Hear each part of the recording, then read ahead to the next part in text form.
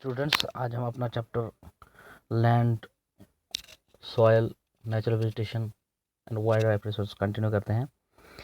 पिछले टॉपिक में हमने पढ़ा था कि लैंड के बारे में पढ़ा था हमने कि कैसे लैंड को हम यूज़ करते हैं और कैसे उसकी एनकरेजमेंट होती है। मीन्स कि उसको ग्रोइंग पॉपुलेशन जैसे डिमांड हमारी बढ़ जाती है तो हम कैसे उसको जो हमारी कम्युनिटी लैंड होती है या और भी लैंड्स होती है, फॉरेस्ट लैंड वगैरह जो भी होता है, उसको हम गलत तरीके से कैसे एनक्रोच करते हैं, यानी अपने कब्जे में ले लेते हैं और उससे क्या नुकसानात होते हैं वो भी हमें थोड़े बहुत पढ़े हैं। अब आप अगर गौर से इन पिक्चर्स को देखेंगे जो आपके सामने है, पहली पिक्चर में आप देख लीजिए कि घर कम थे, खेती बाड़ी होती थी, पेड़ पौधे थे और उस टाइम पे हल वगैरह इस्तेमाल होता था, यानी ज़मीन काफ़ी थी, हल से काम होता था, एग्रीकल्चर हम करते थे, फसलें उगाते थे, पॉपुलेशन बिल्कुल कम थी, डिमांड भी कम थी, लेकिन हमारे पास अवेलेबिलिटी ज़्यादा थी लैंड की भी। उसके ऊपर जो हम काम करते थे, फसलें उगाते थे, वो काफ़ी ज़्यादा थी। उसके साथ में अगर आप सेकंड पिक्चर पे आप देख लीजिए, जब टाइम बढ़ता गया, वक्त गुजरता गया, उसके बाद हमारे पास टेक्नोलॉजी आने लगी। अब हल को छोड़ के हमने ट्रैक्टर्स का इस्तेमाल किया। पहली पिक्चर में आप देखेंगे कि घर कैसे बने थे, सिंपल से घर थे, एक ही घर था दूर दूर जगह पे। दूसरी पिक्चर में देखेंगे आपकी, जैसे ही हमारे पास टेक्नोलॉजी आने लगी, हमने हल को छोड़ के ट्रैक्टर का इस्तेमाल करना शुरू कर दिया। घर भी बड़े, पहले घास वगैरह मिट्टी के घर थे, अब सीमेंटेड होने लगे। पहले सिंगल फ्लोर थे, अब डबल फ्लोर होने लगे। तो इस टेक्नोलॉजी की वजह से पॉपुलेशन भी बढ़ी और टेक्नोलॉजी भी आई। तो जैसे जैसे टेक्नोलॉजी आ गई, हमारे पास फसलें भी, हम उनको ज़्यादा पैदावार कर सकते हैं, हमारे पास आमदनी भी अच्छी खासी आई। तो हमने उसका इस्तेमाल भी करना शुरू कर दिया। यानी हमारे पास पहले एक घर था जिसमें हम, एक कमरा होता था, एक किचन वगैरह होता था। अब हमने ऐसे घर बना दिए जिसमें दो दो मंजिल के घर हैं और जिसमें हम यूज़ भी नहीं करते, लेकिन हमारे पास जो घर पहले समझ लो एक मरले में या दो मरले में या तीन मरले में होता था, अब हमने उसको 10 मरले में बना दिया, जबकि हमारा यूज़ उतना है नहीं। तो ये थी दूसरी पिक्चर कि थोड़ी सी टेक्नोलॉजी बढ़ने से कि कितना फ़र्क पड़ गया। अब जैसे जैसे पॉपुलेशन बढ़ती गई, आप तीसरी पिक्चर पे ध्यान दीजिए, पॉपुलेशन बढ़ती गई, पॉपुलेशन बढ़ती गई, डिमांड बढ़ती गई। यानी जितनी लैंड हमारे पास एग्रीकल्चर के लिए थी या मकान बनाने के लिए थी,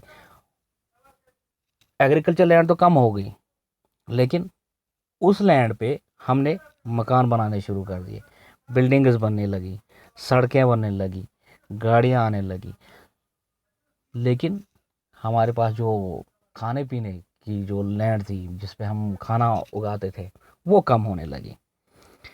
फिर आप देख लीजिए चौथी फिगर को, चौथी फिगर में आप देखेंगे अगर थोड़ी सी कोई लैंड बची थी, हमने उसका भी क्या हाल कर दिया, क्योंकि डिमांड बढ़ती गई, डिमांड बढ़ती गई, वजह थी पॉपुलेशन। जैसे जैसे पॉपुलेशन बढ़ती तो रहने के लिए लोगों को जगह नहीं थी।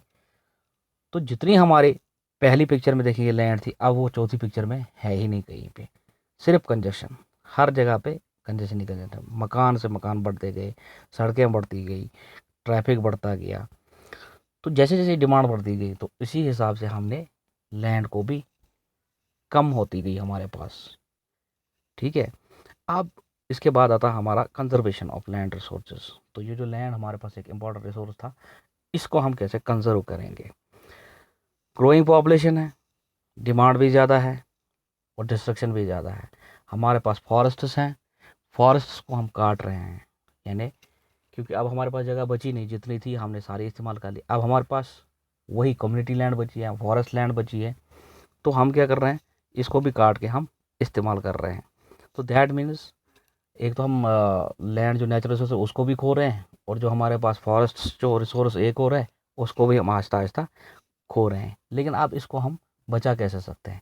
इसको हम इस तरीके से बचा सकते हैं कि हमें चेक करना पड़ेगा, इन रिसोर्स की देखभाल करनी पड़ेगी, हमें देखना पड़ेगा कि एनक्रोचमेंट कहाँ हो रही है, वो हमें रोकनी पड़ेगी, हमारी जो डिमांड्स है उनको हमें कंट्रोल में करना पड़ेगा। जैसे जैसे हम उनको कंट्रोल में करेंगे तो वैसे वैसे हम इस रिसोर्स को बचा सकते हैं। तो इसके लिए हमें एफॉरेस्टेशन जो वो कम करनी बढ़ानी पड़ेगी, डिफॉरेस्टेशन कम करनी पड़ेगी। ज़मीन में जो हम फसलें उगाते हैं उनके लिए हम केमिकल यूज़ करते हैं, नेचुरल खाद हम उसमें यूज़ नहीं करते हैं, बल्कि हम उसमें पेस्टिसाइड्स केमिकल्स वगैरह यूज़ करते हैं। उससे भी ज़मीन को नुकसान होता है, क्योंकि वो ज़मीन हमारे बाद में उतनी फर्टाइल नहीं रहती है जितनी वो होनी चाहिए।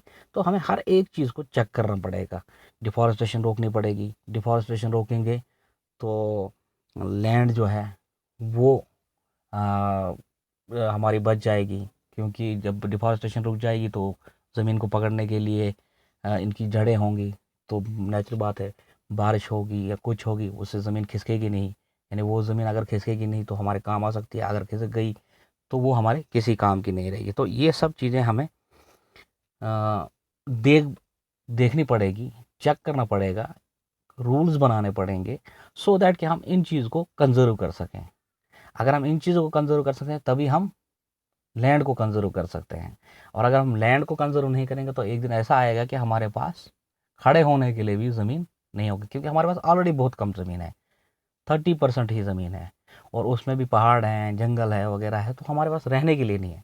तो दैट मीन्स कि सबसे जो मेन का वो है इसका पॉपुलेशन। क्योंकि पॉपुलेशन बढ़ती है, डिमांड बढ़ती है। अगर पॉपुलेशन को कंट्रोल में किया जाए तो डिमांड भी नेचुरल सी बात है कंट्रोल में आ जाएगी। इस तरह से हम जो अपने रिसोर्स है, ये लैंड जो हमारा रिसोर्स है खास तौर पर, इसको हम बचा सकते हैं, इसको हम कंजर्व कर सकते हैं। इसके बाद में हमारा है सॉइल, वो हम अपने नेक्स्ट टॉपिक में पढ़ेंगे। Thank you.